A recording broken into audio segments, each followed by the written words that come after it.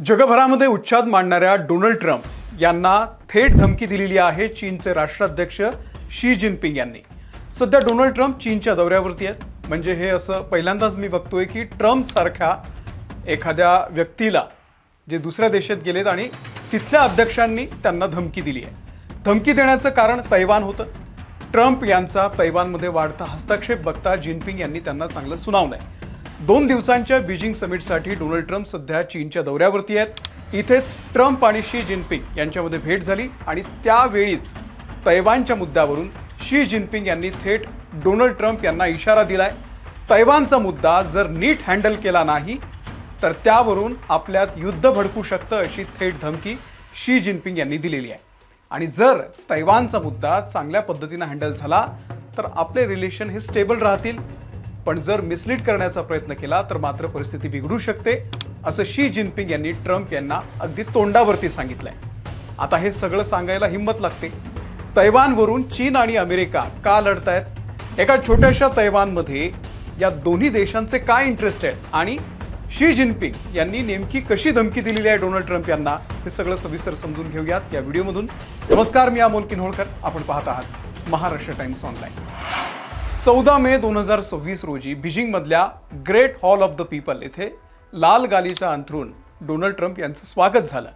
Trump यांच्या दुसऱ्या कार्यकाळातील ही पहिलीच चीनची भेट होती।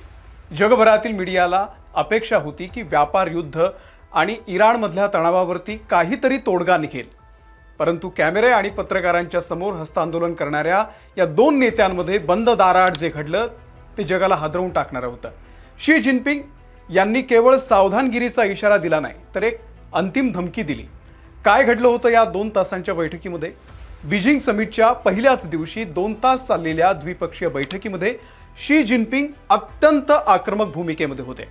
तैवान हा प्रश्न चीन अमेरिका संबंधातील सर्वात संवेदनशील आणि महत्त्वाचा मुद्दा आहे। जर अमेरिकेनं या प्रकरणामध्ये चुकीचं पाऊल उचललं किंवा तैवानला लष्करी मदत सुरूच ठेवली तर दोन्ही देशांमध्ये थेट संघर्ष होऊ शकतो, मोठी टक्कर होऊ शकते आणि ती अटळ आहे असं त्यांनी म्हटलंय।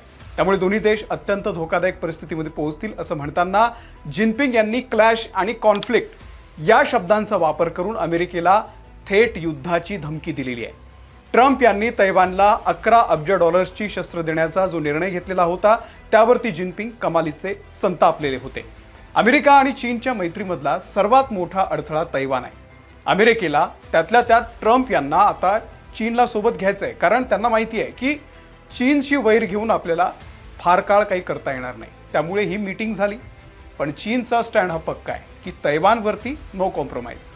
आणि डोनाल्ड ट्रम्प हे काही आता एकटे नाही आहेत। त्यांच्यासोबत अमेरिकन कंपन्यांच्या सीईओला घेऊन ते चीनमध्ये पोहोचलेले होते। टेकमध्ये, डिफेन्समध्ये त्यांना एक मोठी डील करायची होती आणि त्यांनी नेहमीप्रमाणे तिथे जाऊन माय फ्रेंड, जेंटलमॅन असे शब्द बोलून जिनपिंग यांना इम्प्रेस करण्याचा प्रयत्न केला, पण शी जिनपिंग यांनी ते सगळं हाणून पाडलं। फक्त तैवानच नाही तर इराणमध्ये अमेरिकेनं केलेल्या लष्करी कारवायांवर देखील जिनपिंग यांनी आता आक्षेप घेतलेला आहे। फेब्रुवारी 2026 मध्ये ट्रम्प यांनी इराणवरती जे हल्ले करण्याचे आदेश दिलेले होते, त्यामुळे चीनचा ऊर्जा पुरवठा जो आहे तो धोक्यात आलेला आहे। इराण हा चीनचा मोठा व्यापारी भागीदार आहे। जिनपिंग यांनी ट्रम्प यांना स्पष्ट शब्दात सांगितलंय की अमेरिकेनं स्ट्रेट ऑफ होर्मुझमध्ये केलेली नाकीबंदी ही चीनला अजिबात मान्य नाही आहे। जर अमेरिकेनं इराणमधील युद्ध थांबवलं नाही तर चीन इराणला लष्करी मदत सुरू करेल असा छुपा इशारा देखील या समिटमध्ये देण्यात आलेला आहे। जिनपिंग यांची भाषा बदललेली आहे। आता ते विनंती करत नसून थेट परिणामांची भीती दाखवत आहेत। ही धमकी केवळ तैवानपुरती मर्यादित नाहीये तर ते अमेरिकेच्या जागतिक वर्चस्वाला आव्हान देणारी आहे। व्यापार युद्धातून म्हणजे ट्रेड वॉरमधून दोन्ही देश प्रत्यक्ष युद्धाकडे आता सरकत आहेत। जिनपिंग यांचा आत्मविश्वास वाढलेला आहे, कारण चीननं रशिया आणि इराणसोबत मिळून नवी शक्ती आता तयार केलेली आहे। चीननं दिलेली धमकी ही इस्रायल आणि मध्य पूर्वेमधल्या धोक्याची घंटा आहे। आता अमेरिकेसाठी तैवान का महत्त्वाचा आहे हे सुद्धा मी तुम्हाला थोडक्यात सांगतो। जगातील सर्वात प्रगत सेमीकंडक्टर चिप्सचे म्हणजे 92% उत्पादन तैवानमधल्या TSMC या कंपनीमध्ये होतं। स्मार्टफोन, लॅपटॉप, वैद्यकीय उपकरणं असतील किंवा सर्वात महत्त्वाचं म्हणजे अमेरिकेची लढाऊ विमानं जसं की F-35 आणि क्षेपणास्त्र सुद्धा या सर्वांसाठी लागणाऱ्या चिप्स इथेच बनतात। AI क्रांतीसाठी लागणाऱ्या हाय एंड चिप्सवरती अमेरिकेचं पूर्ण नियंत्रण राहण्यासाठी तैवान सुरक्षित असणं अमेरिकेसाठी अनिवार्य आहे। जानेवारी 2026 मध्ये झालेल्या करारानुसार तैवान अमेरिकेमध्ये हजारो अब्ज डॉलर्सची गुंतवणूक करतोय। लष्करी रणनीतीच्या दृष्टीनं तैवान हे महत्त्वाचं आहे। जर चीननं तैवानवरती ताबा मिळवला तर चीनी नौदलाला थेट प्रशांत महासागरामध्ये प्रवेश मिळेल आणि त्यामुळे अमेरिकेचे मित्र देश असलेल्या जपान, फिलिपिन्स आणि दक्षिण कोरिया यांच्या सुरक्षेला मोठा धोका निर्माण होईल। तसंच अमेरिकेचं गुआम सारखे जे लष्करी तळे चीनी क्षेपणास्त्रांच्या टप्प्यात येऊ शकतात। दक्षिण चीन समुद्रातून होणारा जागतिक व्यापार मोठा हिस्सा हा याच मार्गातून जातो। जगातील जवळजवळ अर्ध्याहून अधिक कंटेनर म्हणजे जहाजं याच भागातून जातात। जर येथे चीननं वर्चस्व निर्माण केलं तर चीन जगातील पुरवठा साखळी कधीही रोखू शकतो आणि त्यामुळे अमेरिकेसह सगळ्या जगाची अर्थव्यवस्था कोलमडू शकते। तैवान ही आशियातील सर्वात प्रगत आणि एक यशस्वी लोकशाही आहे। अमेरिका स्वतःला लोकशाहीचा रक्षक मानतो, फक्त मानतो तो नाहीये हे उघड आहे। पण जर एका लोकशाही बेटाला कम्युनिस्ट चीननं गिळून टाकलं तर जगभरामध्ये अमेरिकेची क्रेडिबिलिटी जी आहे ती संपून जाईल। अमेरिकेच्या जागतिक नेतृत्वाला हा मोठा धक्का असेल। तैवान रिलेशन ॲक्ट 1979च्या कायद्यानुसार अमेरिका तैवानला रक्षणासाठी शस्त्र पुरवतो।